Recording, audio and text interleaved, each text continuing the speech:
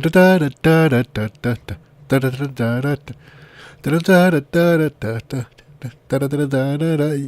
it's the Wilk Report. I'm Michael Wilk, coming to you from Cleveland, Ohio. And yes, the title card you see on the screen is accurate. Ghostbusters 3 has officially been confirmed. Posted on whatculture.com, Ghostbusters 3 confirmed. Jason Reitman, son of Ivan Reitman, is directing. Will the original cast return? Could this be Dan Aykroyd's secret bussin' project? It's happening again, folks. We're standing on the precipice looking into a future that seemingly holds a new Ghostbusters movie, and it's hard not to get excited. Even with that last one still hanging in the air a little. Yeah, okay, well, we'll pretend that one never happened, actually. All right, reading on from the article, news has broken today that Ivan Reitman's son Jason is bringing the beloved franchise back to the big screen. As told by Entertainment Weekly, and let me open up the link here, Reitman will direct and co-write an upcoming film set in the original universe rather than the new timeline established in the all-female reboot, despite claiming in 2005 that there'd be no bustin' in his career. I've always thought of myself as the first Ghostbusters fan when I was a 6-year-old visiting the set. I wanted to make a movie for all the other fans. This is the next chapter in the original franchise. It is not a reboot. What happened in the 80s happened in the 80s, and this is set in the present day. He qualified specifically that it wouldn't be in the all-female reboots universe. I have so much respect for what Paul Feig created with those brilliant actresses. Well, you're pretty much the only one there, Jason. And would love to see more stories from them. However, this new movie will follow the trajectory of the original film. The film is coming from Sony Pictures in summer 2020, and shooting will start in a few months. Reitman says he has wonderful surprises and new characters for the audience to meet, but you'd think that his affection for the original and his relationship with its director would mean he'll stick close to at least some of the original elements. He talked up his love for the original to EW, which should be music to the ears of its fans. I love everything about it, the iconography, the music, the tone. I remember being on set and seeing them try out the card catalog gag for the first time when the library ghost makes them come flying out. I remember the day they killed Stay Puft and brought home a hardened piece of foam that just sat on a shelf for years. I was scared there was a terror dog underneath my bed before people knew what a terror dog was. This actually isn't the first we've heard of this project, it's just we didn't know it. Not so long ago, Dan Aykroyd appeared on The Big Interview with Dan Rather and let the cat out of the bag on the screenplay front, as well as excitingly hinting at a reunion for the remaining original cast. There is a possibility of a reunion with the 3 remaining Ghostbusters. It's being written right now. I think Billy will come. The story's so good, even if he plays a ghost.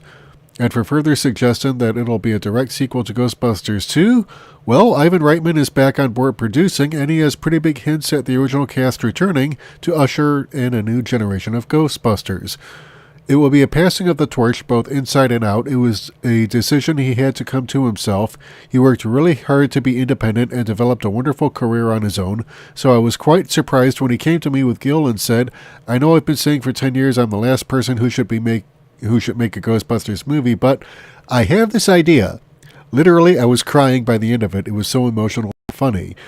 All right, so let's head over to Entertainment Weekly and wait for the bloody thing to load. Ah, here it is. I love the graphic they've got here. Nice little banner here.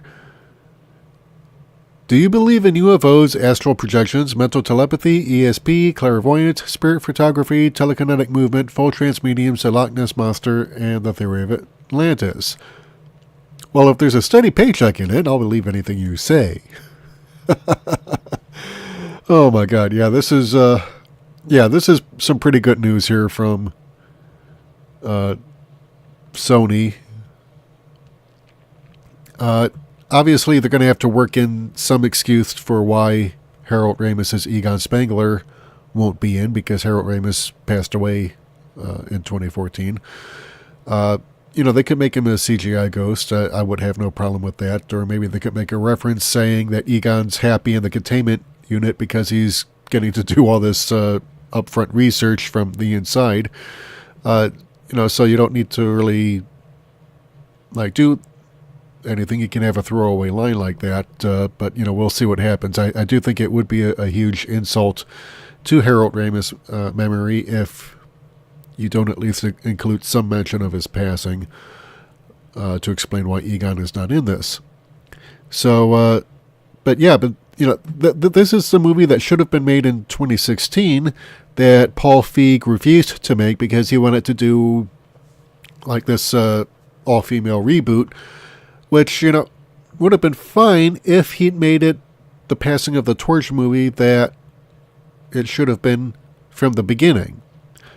But he didn't. He decided to go with a complete and total reboot.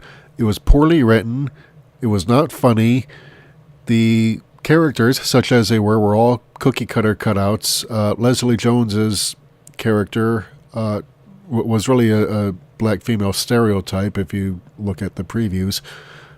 Whereas, Ernie Hudson's Winston Zedmore, he was like the down-to-earth everyman who actually, kept the guys grounded, because the other characters, Egon Spengler and Peter Venkman and Dan Aykroyd, they were the egghead scientists. They were the ones who, tended to get lost in what was going on. And Ernie Hudson, he's offering lines like, all right, so you're going to go before a federal court judge and tell him that a ghost, like some ancient Babylonian god, is going to drop in on Central Park West and start tearing up the city.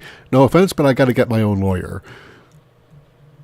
It's funny stuff like that, but he's also the one who points out in the movie that the reason they're so busy is because the dead have been rising from the grave in keeping with biblical prophecy in the book of Revelation. So he's not a dumb guy.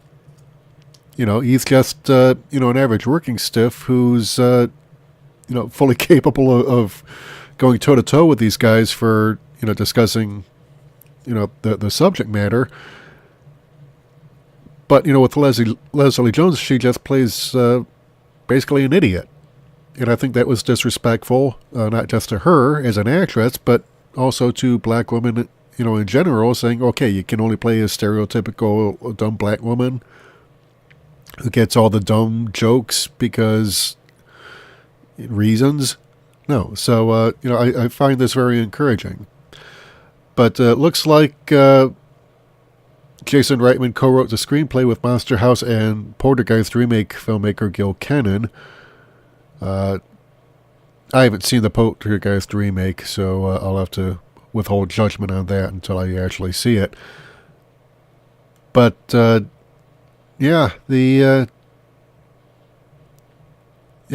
promise here is real. This is not a joke. They are working on a third film that is continuing on from the first two back in the 80s. So yes, you heard it here, ladies and gentlemen, on the Wilk Report. Ghostbusters 3 is happening. And if all goes well, it'll be hitting theaters next year. I will keep you updated on this development as new information comes in. If you like what you've heard and you want to hear more, hit the subscribe button and the bell icon to receive notifications whenever I upload new content. And if you want to help support the channel, feel free to head over to our Patreon or Subscribe pages, become a donor, get the rewards received in the sidebars, help us improve the quality of the podcast. This is Michael Wilk for the Wilk Report saying take care. Good afternoon. I'm out.